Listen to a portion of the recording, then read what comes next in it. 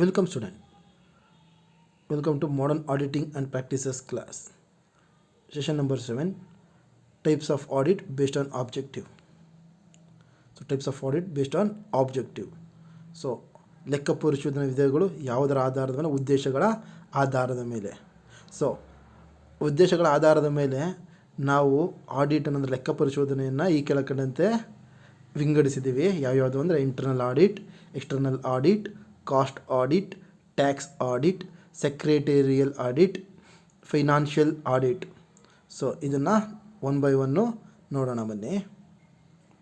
First one, internal audit, ಆಂತರಿಕ ಲೆಕ್ಕ ಪರಿಶೋಧನೆ.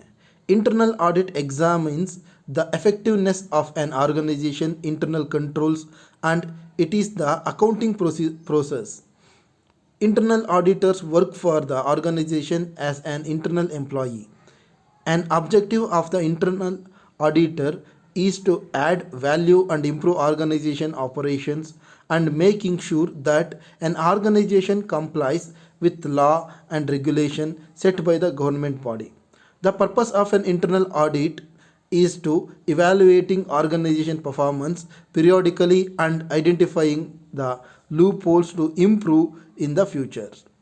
ಸೊ ಇಂಟರ್ನಲ್ ಆಡಿಟನ್ನು ಏನಕ್ಕೆ ಮಾಡಿಸ್ತಾರೆ ಅಂತಂದರೆ, ಆಂತರಿಕವಾಗಿ ಅಂದರೆ ಕಂಪನಿ ಒಳಗಡೆ ಕಂಪನಿಯಲ್ಲೇ ಮಾಡಿಸುವಂಥ ಆಡಿಟನ್ನು, ಅಂದರೆ ಕಂಪನಿಗೆ ಸಂಬಂಧಪಟ್ಟ ಕಂಪನಿ ಮ್ಯಾನೇಜ್ಮೆಂಟ್ ಏನಿರುತ್ತೆ ಅದು ಮಾಡಿಸುವಂಥ ಆಡಿಟನ್ನು ಏನಂತ ಕರೀತಾರೆ ಅಂತಂದರೆ ಇಂಟರ್ನಲ್ ಆಡಿಟ್ ಅಂತ ಕರೀತಾರೆ.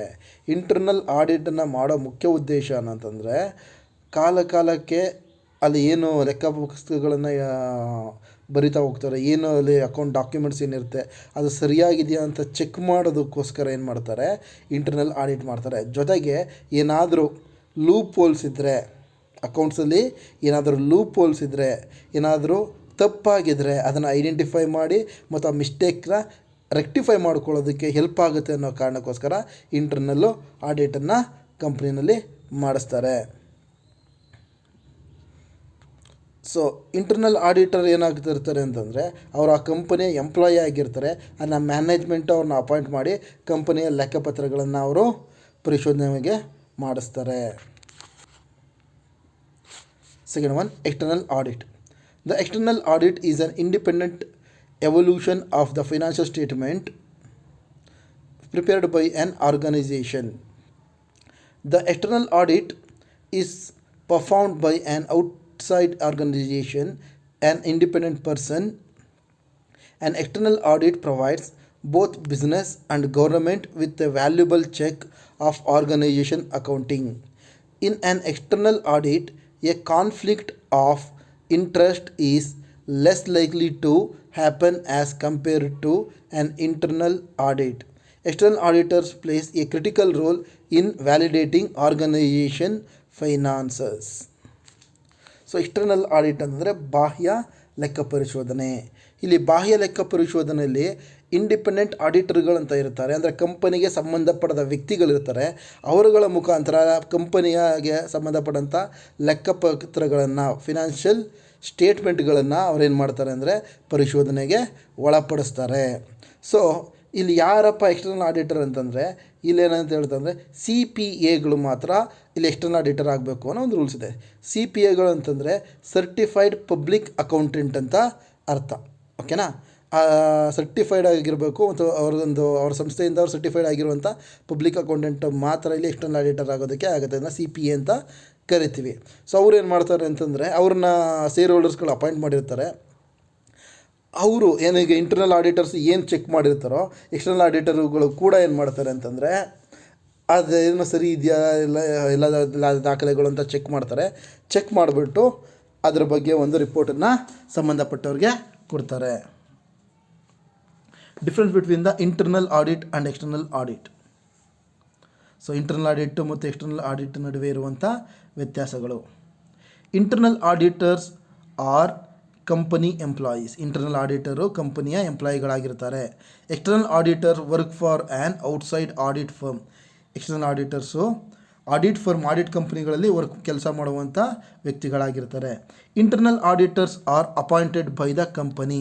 ಇಂಟರ್ನಲ್ ಆಡಿಟರ್ಸು ಕಂಪನಿಯಿಂದ ಅಥವಾ ಕಂಪನಿಯ ಮ್ಯಾನೇಜ್ಮೆಂಟಿಂದ ಏನಾಗುತ್ತೆ ಅಪಾಯಿಂಟ್ ಆಗಿರ್ತಾರೆ, ಅವರ ಕಂಪನಿಯ ಒಂದು ಭಾಗವಾಗಿರ್ತಾರೆ. External auditors are appointed by a shareholders. So ಆದರೆ ಎಕ್ಸ್ಟರ್ನಲ್ ಆಡಿಟರ್ನ ಶೇರ್ ಹೋಲ್ಡರ್ಸ್ ಏನು ಮಾಡ್ತಾರೆ ಅಂದರೆ ಅಪಾಯಿಂಟ್ ಮಾಡಿರ್ತಾರೆ. Internal auditors are responsible to management. So internal auditors ಏನಾಗಿರ್ತಾರೆ ಅಂತಂದರೆ ಆ ಮ್ಯಾನೇಜ್ಮೆಂಟ್ಗೆ ಭಾಳ ರೆಸ್ಪಾನ್ಸಿಬಲ್ ಆಗಿರಬೇಕಾಗುತ್ತೆ. ಅದು ಏನಿದೆ ಅವ್ರ ಹತ್ರ ಅವ್ರಿಗೆ ಡೀಟೇಲ್ಸ್ನ ಕೊಡಬೇಕಾದ್ರೆ ಅವ್ರಿಗೆ ರೆಸ್ಪಾನ್ಸ್ ಮಾಡಬೇಕಾಗತ್ತೆ. External auditors are responsible to the share holders.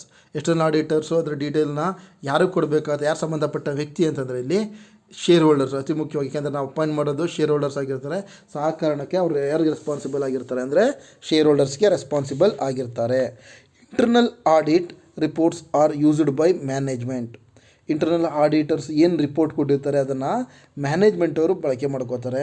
While external audit reports are used by stake holder such as investors, creditors and lenders. ಆದರೆ ಎಕ್ಸ್ಟರ್ನಲ್ ಆಡಿಟರ್ ಮಾಡಿರುವಂಥ ರಿಪೋರ್ಟನ್ನು ಯಾರು ಯೂಸ್ ಮಾಡ್ತಾರೆ ಅಂತಂದರೆ ಸ್ಟೇಕ್ ಹೋಲ್ಡರ್ಸ್ ಅಂತ ಯಾರು ಅಂತಂದರೆ ಇನ್ವೆಸ್ಟರ್ ಹೂಡಿಕೆದಾರರು, ಕ್ರೆಡಿಟಾರ್ ಸಾಲಗಾರರು ಆ್ಯಂಡ್ ಲೆಂಡರ್ಸ್ ಮತ್ತು ಯಾರು ಅದರಿಂದ ಹಣವನ್ನು ಪಡ್ಕೊಳ್ತಾರೋ ಅಂಥವರು.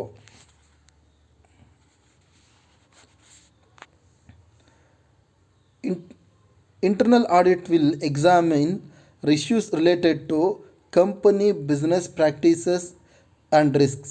ಇಂಟರ್ನಲ್ ಆಡಿಟರ್ ಏನು ಎಕ್ಸಾಮಿನ್ ಮಾಡ್ತಾರೆ ಅಂತಂದರೆ ಕಂಪನಿಯ ಬಿಸ್ನೆಸ್ ಪ್ರಾಕ್ಟೀಸಸ್ಸು ಮತ್ತು ಅದರ ರಿಸ್ಕ್ ಏನು ಅಸೋಸಿಯೇಟ್ ಆಗಿದೆ ಅನ್ನೋ ವಿಷಯಗಳ ಬಗ್ಗೆ ಅವರು ಎಕ್ಸಾಮಿನ್ನ ಮಾಡ್ತಾರೆ, ಅಂದರೆ ಅದನ್ನು ಪರಿಶೋಧನೆ ಮಾಡ್ತಾರೆ. While external auditor examine the financial records and issue an opinion regarding the financial statements of the company. ಆದರೆ ಎಕ್ಸ್ಟರ್ನಲ್ ಆಡಿಟರ್ ಏನು ಮಾಡ್ತಾರೆ ಅಂತಂದರೆ ಅವರ ರೆಕಾರ್ಡ್ಸ್ಗಳನ್ನ ಫಿನಾನ್ಷಿಯಲ್ ರೆಕಾರ್ಡ್ಸ್ಗಳು ಏನಿರುತ್ತೆ ಅದನ್ನು ಎಕ್ಸಾಮಿನ್ ಮಾಡಿ, ಅದನ್ನು ಪರಿಶೋಧನೆ ಮಾಡಿ ಆ ಕಂಪನಿ ಸ್ಟೇಟ್ಮೆಂಟ್ಗಳು ಏನು ಹೇಳ್ತವೆ, ಕಂಪನಿ ಯಾವ ರೀತಿ ನಡೀತಾ ಇದೆ ಫಿನಾನ್ಷಿಯಲಿ ಅನ್ನೋದ್ರ ಬಗ್ಗೆ ಒಂದು ಒಪಿನಿಯನ್ನ ಮತ್ತು ರಿಪೋರ್ಟನ್ನು ನೀಡ್ತಾರೆ. Internal auditors do not have to be CPAs. So CPA ಅಂದರೆ ಆಲ್ರೆಡಿ ಹೇಳಿದ್ದೀನಿ, ಸರ್ಟಿಫೈಡ್ ಪಬ್ಲಿಕ್ ಅಕೌಂಟೆಂಟ್ಸ್ ಅಂತ. ಸೊ ಇಲ್ಲಿ ಇಂಟರ್ನಲ್ ಆಡಿಟರು ಸರ್ಟಿಫೈಡ್ ಅಕೌಂಟೆಂಟ್ ಆಗಿರಲೇಬೇಕು ಅನ್ನುವಂಥ ಕಂಡೀಷನ್ ಏನೂ ಇಲ್ಲ. While a CPA must direct the activities of the external auditors. ಆದರೆ ಇಲ್ಲಿ ಎಕ್ಸ್ಟರ್ನಲ್ ಆಡಿಟರ್ಸ್ಗೆ ಆ CPA ಅಂದರೆ ಸರ್ಟಿಫೈಡ್ ಆಡಿಟರ್ ಏನಿರ್ತಾರೆ ಅವರು ಈ ಇಂಟರ್ನಲ್ ಆಡಿಟ್ ಮಾಡುವಂಥ ವ್ಯಕ್ತಿಗಳಿಗೆ ಡೈರೆಕ್ಟ್ ಮಾಡಬೇಕಾಗತ್ತೆ. ಸೊ ಅವರ ಅಂಡರಲ್ಲಿ ಯಾರೋ ಸರ್ಟಿಫೈಡ್ ಅಕೌಂಟೆಂಟ್ ಇರ್ತಾರೆ, ಅವರ ಒಂದು ಸೂಪರ್ವಿಷನಲ್ಲಿ ಏನು ಮಾಡಬೇಕಾಗತ್ತೆ ಅಂದರೆ ಅವರ ಡೈರೆಕ್ಷನಲ್ಲಿ ಅವ್ರು ಏನು ಹೇಳುತ್ತಾರೋ ಅದರ ಪ್ರಕಾರ ಇಲ್ಲಿ ಆಡಿಟ್ ಆ್ಯಕ್ಟಿವಿಟೀಸ್ಗಳನ್ನ ಕಂಡಕ್ಟ್ ಮಾಡಬೇಕಾಗತ್ತೆ. Third point, cost audit. Cost audit is the verification of the correctness of cost accounts and adherence to the cost accounting plans. Cost audit is the detailed checking of costing system, techniques and accounts to verifying correctness and to ensure adherence to the objectives of cost accounting. So cost ಅಕೌಂಟಿಂಗಲ್ಲಿ ಏನು ನಡೀತೆ ಅಂದರೆ, cost account ಅಂದರೆ ಲೆಕ್ಕಶಾಸ್ತ್ರ.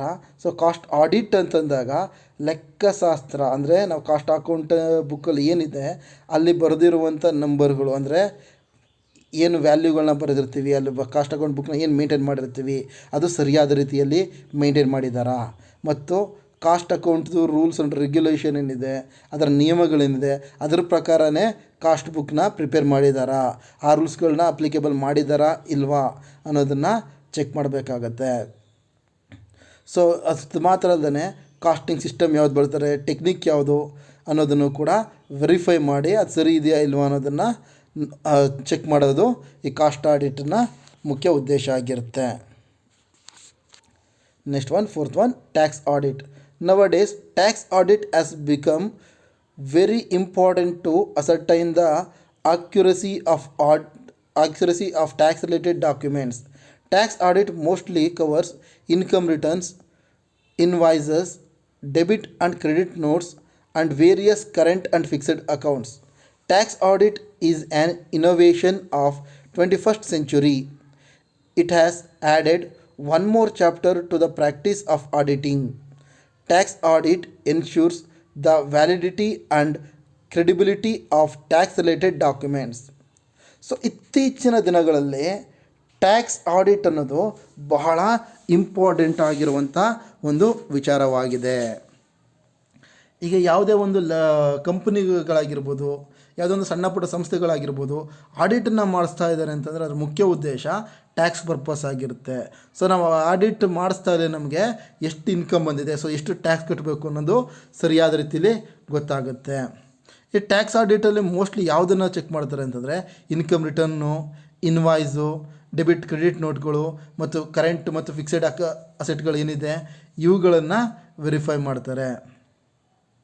So ಈ audit and ಪ್ರಾಕ್ಟೀಸ್ಗೆ ಈ tax ಅನ್ನೋದು ಕೂಡ ಒಂದು ಹೊಸ ಟಾಪಿಕ್ ಆಗಿ ಆ್ಯಡ್ ಆಗಿದೆ ಈ 21st ಸೆಂಚುರಿನಲ್ಲಿ.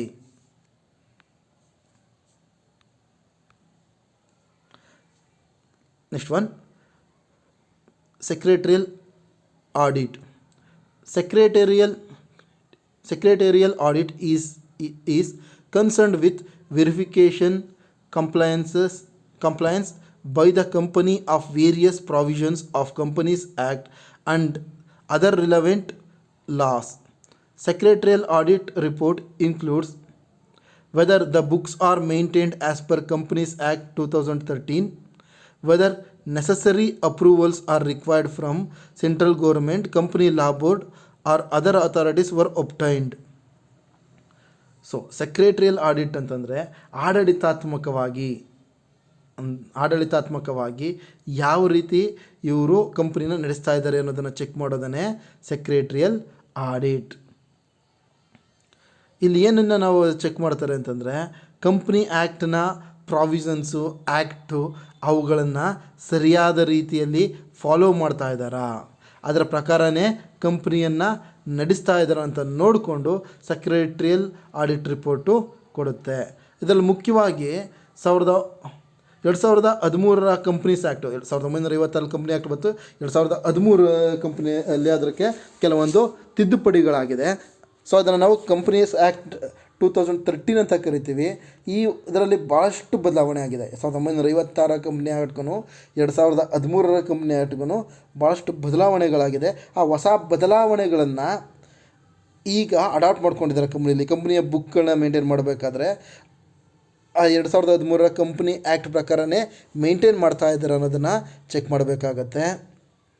ಆಮೇಲೆ ಕೆಲವೊಂದು ಟೈಮು ಈ ಕಂಪನಿಗಳು ಸ್ಟೇಟ್ ಗೌರ್ಮೆಂಟು, ಸೆಂಟ್ರಲ್ ಗೌರ್ಮೆಂಟು ಮತ್ತು ಕಂಪ್ನಿ ಲಾ ಬೋರ್ಡು ಮತ್ತು ಬೇರೆ ಬೇರೆ ಅಥಾರಿಟಿಗಳಿಂದ ಕೆಲವೊಂದು ಅಪ್ರೂವಲ್ಲು ಮತ್ತು ಪರ್ಮಿಷನ್ಗಳನ್ನ ತಗೊಳ್ಳುವಂಥ ನೆಸೆಸಿಟಿ ಇರುತ್ತೆ. ಸೊ ಅದರ ಪ್ರಕಾರ ಅವ್ರ ಹತ್ರ ಪರ್ಮಿಷನ್ನ ತಗೊಂಡು ಅಪ್ರೂವಲ್ಗಳನ್ನ ತಗೊಂಡು ತಮ್ಮ ಕಂಪ್ನಿಯನ್ನು ನಡೆಸ್ತಾ ಇದ್ದಾರಾ ಇಲ್ವೋ ಅನ್ನೋದನ್ನು ಚೆಕ್ ಮಾಡಬೇಕಾಗತ್ತೆ. Last one, 6th point, financial audit. Financial audit refers to an accounting process applied in business. The process involves using an individual body for evaluating the financial transaction and statements of a business. The ultimate purpose of financial audit is presenting an accurate amount of the business transaction of a company. Besides, it ensures that the accounts